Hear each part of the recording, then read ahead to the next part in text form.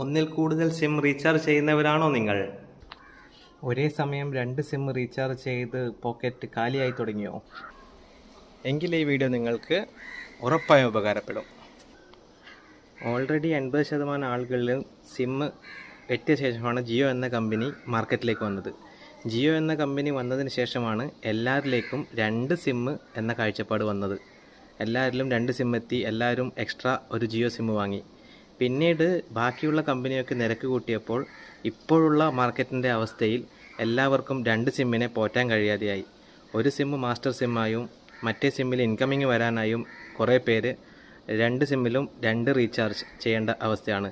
എന്നാൽ ഒരു മൊബൈലിലേക്ക് ഈ 2 റീചാർജിൽ ഒരു റീചാർജ് ചുമ്മാ വേസ്റ്റാണ്. അപ്പോൾ നമ്മൾ ചെയ്യേണ്ടത് എന്താണെന്ന് വെച്ചാൽ, ഇപ്പോൾ ഇതിന് 2 സൊല്യൂഷൻസാണ് ഉള്ളത്. ഒന്ന്, നമ്മൾ മെയിനായിട്ട് ഉപയോഗിക്കാത്ത സിമ്മിനെ BSNL മാറ്റാൻ ശ്രമിക്കുക. BSNL ഇപ്പോൾ ബാക്കിയുള്ള കമ്പനിയൊക്കെ ഒരു മാസം ഇൻകമിങ് വരാൻ വേണ്ടി മാത്രം 200 രൂപയാണ് ഈടാക്കുന്നത്.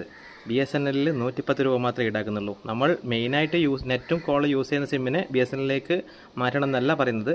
നമ്മുടെ സെക്കൻഡറി സിം, അതായത് ഇൻകമിങ് വരേണ്ട സിമ്മിനെ BSNL മാറ്റാൻ നോക്കുക. BSNL ഇപ്പോൾ 110 രൂപയ്ക്ക് 35 ദിവസം കാലാവധി കൊടുക്കുന്നുണ്ട്. അത് കഴിഞ്ഞാൽ ഒരു 3 ദിവസം ഇൻകമിങ്ങും കിട്ടുന്നുണ്ട്. ബാക്കിയുള്ള എല്ലാവരെക്കാട്ടിയും കുറഞ്ഞ താരിഫ് പ്ലാനാണ് അത്. പിന്നെ ഓൾറെഡി ജിയോ സിം ഉപയോഗിക്കുന്നവരാണെങ്കിൽ ജിയോ കമ്പനിക്ക് ഇപ്പോൾ ഇൻകമിങ് കോൾ വരുന്ന സിമ്മുകളിലേക്ക് അവർ റീചാർജ് ചെയ്തില്ലെങ്കിലും മാക്സിമം ദിവസങ്ങളിലേക്ക് ഇൻകമിങ് കോൾ പ്രൊവൈഡ് ചെയ്യുന്നുണ്ട്. ഏകദേശം 1 മന്ത് എബോ ഒക്കെ ഇൻകമിങ് കോൾ ഫ്രീ ആയിട്ട് തന്നെ കിട്ടുന്നുണ്ട്. അപ്പം 2 സിമ്മും ജിയോ ഉപയോഗിക്കുന്നവരാണെങ്കിൽ അവർക്ക് ഈ ഒരു ഇൻകമിങ് കോൾ കട്ടായി എന്നുള്ളൊരു ഫീൽ ഉണ്ടായില്ല.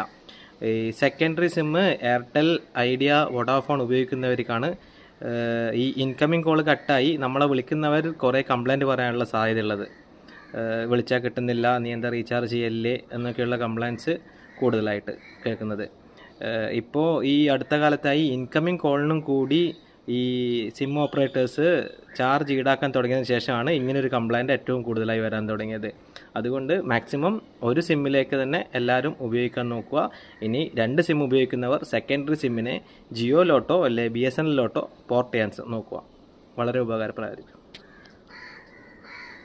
ഇതുപോലുള്ള ഐഡിയകൾ ഇനിയും വരുന്നതായിരിക്കും. Thank you.